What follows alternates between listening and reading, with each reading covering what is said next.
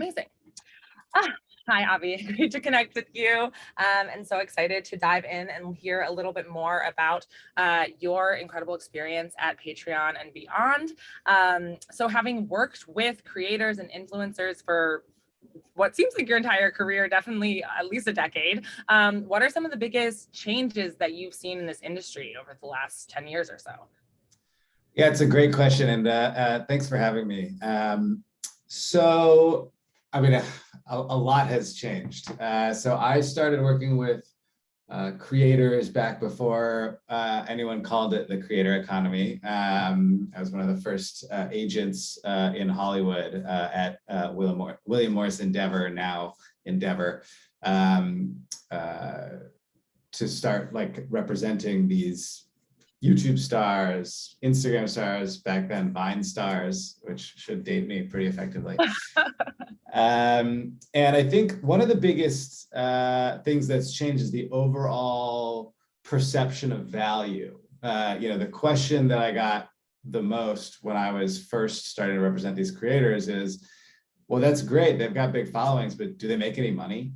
And the answer then was not really, because no one really understood their power. It took brands and platforms and entertainment companies and media companies a long time, years, 3 to 5 years to really realize the power and the influence that creators have with their audiences and in culture in general.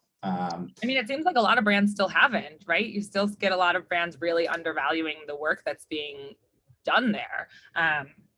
Yeah, I would say that is a generational problem. I think that the reality is the majority of these creators, digital native creators, their audiences are below the age of 35, maybe 40, right? And leadership at a lot of brands is still 40 to 60 plus.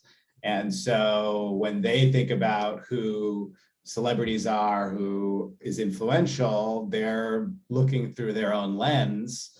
And so a lot of them don't know or track or follow these creators because they live in digital native spheres. And so as the ecosystem of the industry has changed, and as kind of the previous generation of leadership has started to retire and age out, and a younger generation of leadership has started to step up, we're starting to see brands and other companies that partner with these creators, media companies and tech platforms, et cetera, start to shift their thinking, start to see the value, and start to be willing to make the investments that are necessary now, because that value has increased, right? When I started, it was unimaginable that a creator could make even a couple $1 million a year. Now we have creators that are making tens of millions of dollars a year, and some even making hundreds of millions of dollars. Yeah.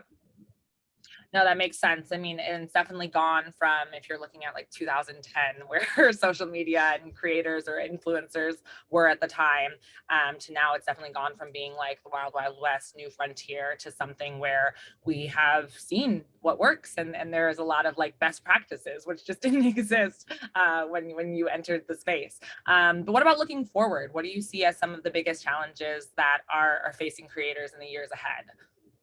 Yeah, it's a great question. So I think that, I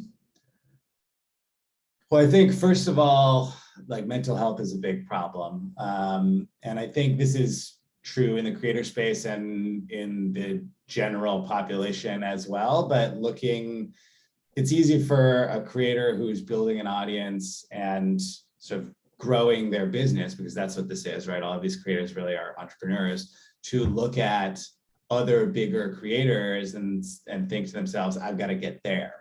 And in doing that, that makes it hard for them to enjoy and value the success they're having now. Because let's face it, even having a small audience that's following you and passionate about you is success. That's a win. Yeah. And so I think kind of this like grass is greener, comparative feeling is going to be a challenge for a lot of creators to get over and get through. I think that saturation is going to end up being a problem. The more creators there, I mean, this is basic economics, right? Supply goes up, demand stays the same, and the value goes down, or the amount of followers that any given creator could potentially get goes down. And you see that happen in these like maturity cycles on social platforms, where like now it's really hard to get a YouTube audience. And so a lot of creators start on TikTok, where it's a little bit easier to get an audience. Eventually, TikTok will get oversaturated. It's supposedly already getting there, and it'll be harder to build a TikTok audience. So then what's the next platform where you can be an early mover and build an audience? So I think that's also has historically been and will continue to be a challenge.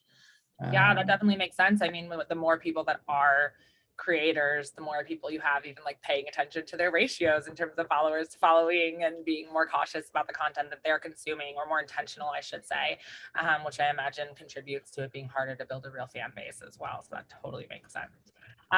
What about, I mean, have you thought about how the metaverse plays into this, as we're just kind of all existing in these digital spaces more and more? Yeah, I'm kind of a metaverse, I wouldn't say a metaverse skeptic, but I think that it's a buzzword that's overused and overhyped. I don't think most people actually have a firm grasp on what it actually means. Like, I don't see the metaverse as, VR or Ready Player One kind of a thing. I think we already have many metaverses, right? Fortnite is a metaverse, and Roblox is a metaverse. And you could argue that many of the social media platforms are metaverses. Heck, even Snapchat, you could argue all of the AR tech that they've built enables them to be their own sort of social metaverse, where people are communicating with each other through chat that is augmented with AR tech. So I think that it's going to be something that's more pervasive in our lives, but not something that the average consumer thinks of as metaverse. Nobody that plays Roblox thinks of Roblox as a metaverse. They think of it as a game that they play. People think of Snapchat as a chat app. I think the concept of metaverse is very much like a Silicon Valley tech buzzword that doesn't necessarily translate to the mass market. But I think that creators are already there. They're not necessarily thinking about it as the metaverse, but there's a whole ecosystem of creators who make a lot of money producing content within Roblox or Fortnite or Elden Ring or whatever it might be. And there's a whole ecosystem of creators who even are augmenting or making their own. On Patreon, we have a lot of creators who make mods for games, like Grand Theft Auto, which is its own metaverse.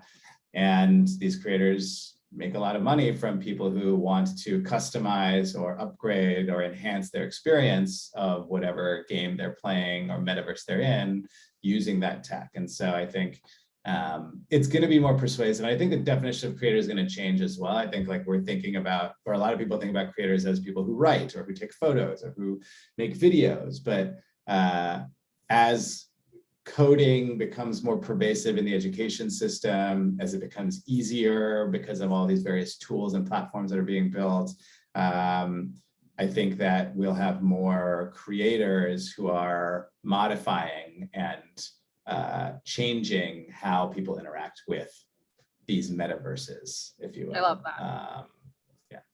Thank you. And that really, I mean, that takes me so seamlessly to my next question, because one of the things that I think is so cool about Patreon is just the breadth and diversity of creators that you have on the platform. There's podcasters and musicians and visual artists and community builders, cool authors that I have on my bookshelf at home.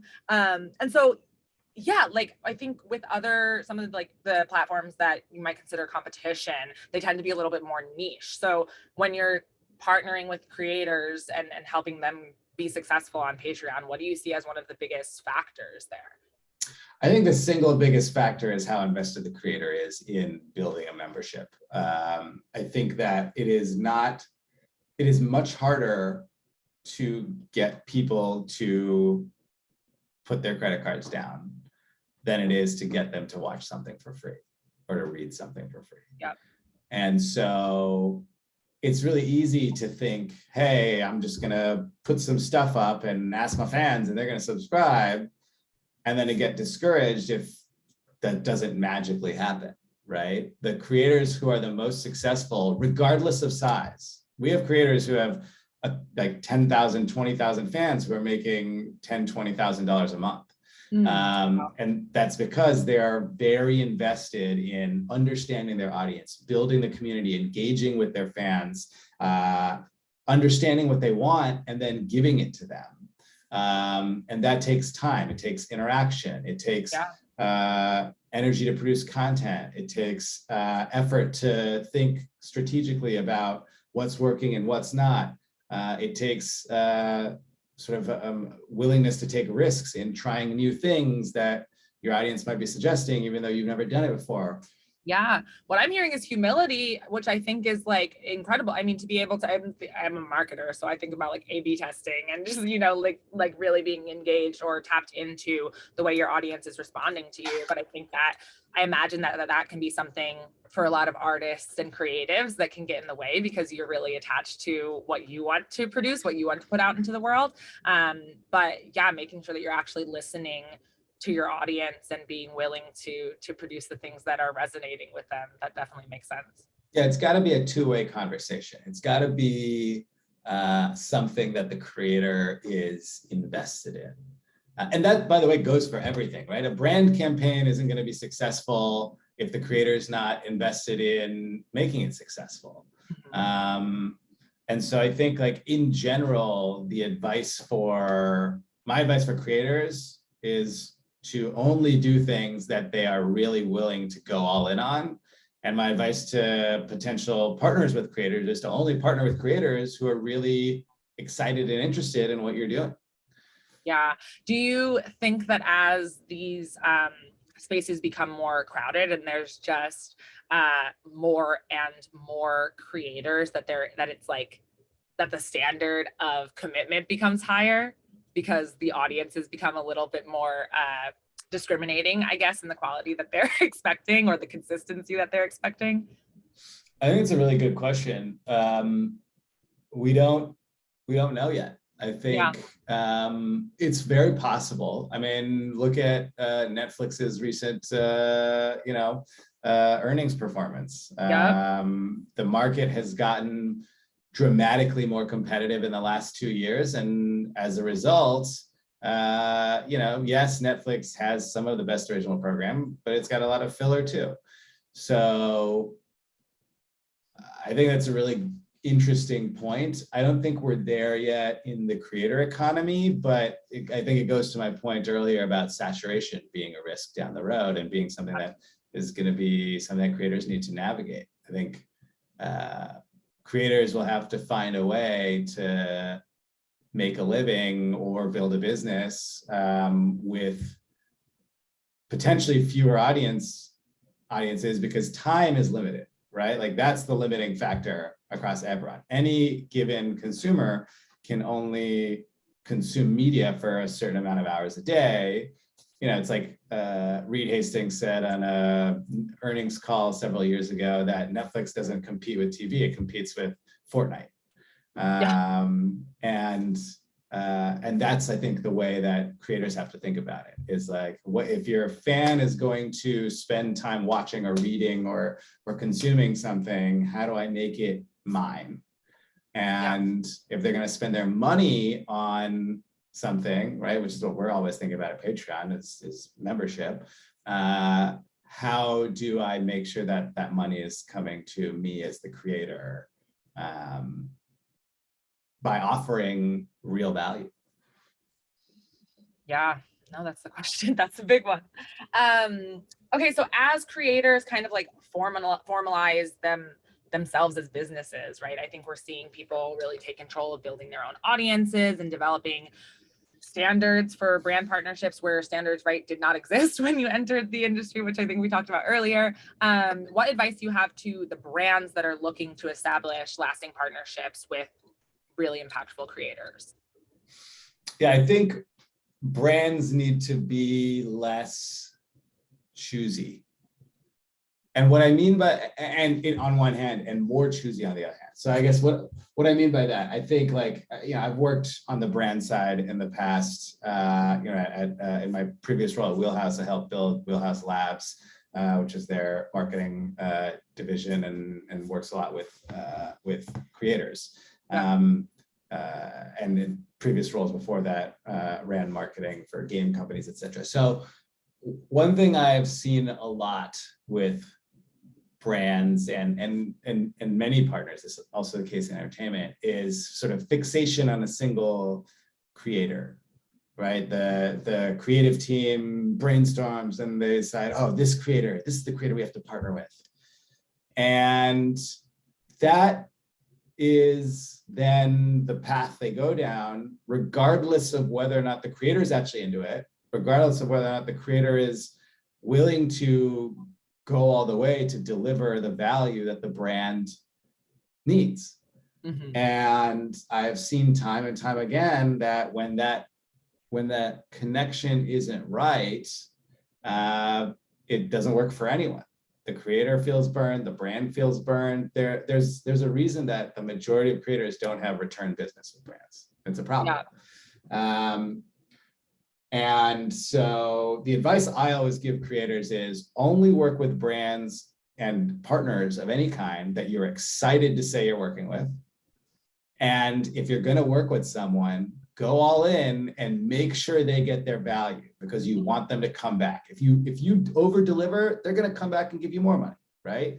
And I think likewise for brands, I think they need to be really thoughtful about who they work with, not just from a creative alignment perspective, but also from like a vetting perspective, from an understanding, is the creator actually into me as a brand, into my product, or are they just doing this for the money? Because if they're just doing it for the money, you are not going to get the value that you're looking for. And that's going to take a lot longer from a process perspective. There's going to be creators that you can't get a meeting with ahead of making an offer, a firm offer, ahead of negotiating, closing an offer. And that might be okay. You might just need to pass, right? Mm-hmm. Even if you love this creator, you love their content, you've always wanted to work with them as the brand manager or the influencer marketing exec, but it doesn't matter, because if you make that deal and then you meet them and they're like not excited, they're just doing it for the money, you are screwed. Yeah. I just had a conversation recently with a podcast marketing agency, and they were talking, about the same thing, and just how you can have a podcaster that you're really excited about working with for your brand, but they'll, record the 15-second clip and they don't care, and their audience can tell they don't care, versus the person with a way smaller following who's actually really passionate about the brand and will give you like an excited, energetic 30 seconds that will perform way better than anything, like regardless of how that 15 seconds or how many streams it got, The problem, to be honest, and I can say this, I was a talent agent for 6 years at the beginning of my career. Like, the problem is representation. It's the system that representation has built over the last several decades. It's this idea that in order to be in business with a creator, a celebrity, an influencer, you have to make the deal first. You can't even talk to the creator until you've made the deal. That's what a lot of representatives sort of push, and that is short-sighted and transactional, and it doesn't end up leading to long-term business. Now, there are certain talents where they have a reputation for being amazing to work with and for really leaning in, and they're only gonna make those partnerships with brands that they love because they can. But for 80 to 90% of talent, they're trying to make a living, they're trying to build their businesses, they're trying to, pay their mortgages. And so if their agent comes to them and says, hey, I just made a deal with this brand, they're offering you this much money, it's a lot of money, do you want to do it? Most creators are going to say yes if it's enough money to overcome their, like, at best, lack of caring, and at worst, distaste for a brand. And absolutely, that's a problem. Yeah, no, I think that I'm a big podcast listener, and I feel like once I've listened to one or two ads that feel half-hearted or like misaligned with the values of the person who's on the podcast, I'm going to skip the rest of your ads that I get on your show. Like I'm not gonna stick around with it. Well, then it's the same thing in podcasts, because podcasts have ad networks. The ad networks sell the media to the brands and then just tell the podcaster, hey, this is the ad you're reading. And the podcaster says, okay, for the most part, unless they're like morally opposed. And so that's what happens. And that's not really good for anyone. And it doesn't lead to return business. Yeah. So I don't know if you can hear but my then dog. When you we love the dog. But yeah, when you are a little bit more discriminating or like intentional about the brands that you partner with, then I think your audience will often recognize that. And like for the ones that I trust, I'll tune in and listen and be like, I know she wouldn't be recommending this if she didn't actually like it. That's exactly right. It's better for the creator. It's better for the brand. Like I firmly believe that, you know, partnerships require like mutual interest. And sometimes that means, most of the time, that probably means you should probably have a conversation before you make a deal. Yeah, I hate to hear that that is how it is happening. But that's the standard. That's just anyone who's worked with an agency, management company, podcast network, that's how it goes. And it's a challenge. Okay, one last quick question for you. Do you have any advice for aspiring creators that are looking to build and connect with a new audience? And is it ever too early to start a Patreon? I think that creators who are emerging should focus first and foremost on building an audience that cares. Yeah. What does that mean? So lots of creators are like, oh, I'm just going to go on TikTok and make videos, and you know, if one of them goes viral, I've got an audience. Well, yeah, that's true, but the majority of that audience doesn't actually care about you. They found you on their For You page, they smash like or maybe follow, and now you're popping up on their For You page more, but they're not going to your profile ever. They're not following you on other socials. They're not gonna click through and buy when you sell them merch. They're just casual viewers on a platform that, if the algorithm changes tomorrow, you're never going to get viewed by them again. That is not valuable. What's valuable is return audience who is passionate, who tell their friends about you, who engage with you, leave comments, send you messages, share. And so you can build that on TikTok, you can build that on any platform, but it requires investment not only in the content, but also in the community building, in interacting with the fans, in bringing the fans together, in building your brand as one where people rally around. And so I think that my advice for most creators is to focus on that. And the money can come beyond that. Once you have an audience that is diehard, like it's not hard to make them money, or make money with them. And so I think, you know, I do think it is sometimes too early to start a Patreon. I think that if you are still building an audience, like Patreon is not a discovery platform, we're a monetization platform. We are great for creators who have a diehard audience and who are ready and have the bandwidth and the energy and the ability to then take that audience and deliver more to them and really start to monetize in a meaningful way. But if you don't really have an audience that you can move around, that you can convince to give you money, then you're not going to be successful. And so, and I don't want any creators to launch if they're not going to be successful. I want every creator that launches to have a meaningful impact on their lives through Patreon. Absolutely. Oh, I love it. That was amazing. Thank you so much for all of your wisdom and insights. I feel like I learned a lot, and I am so grateful for your time. Absolutely. Thank you for having me.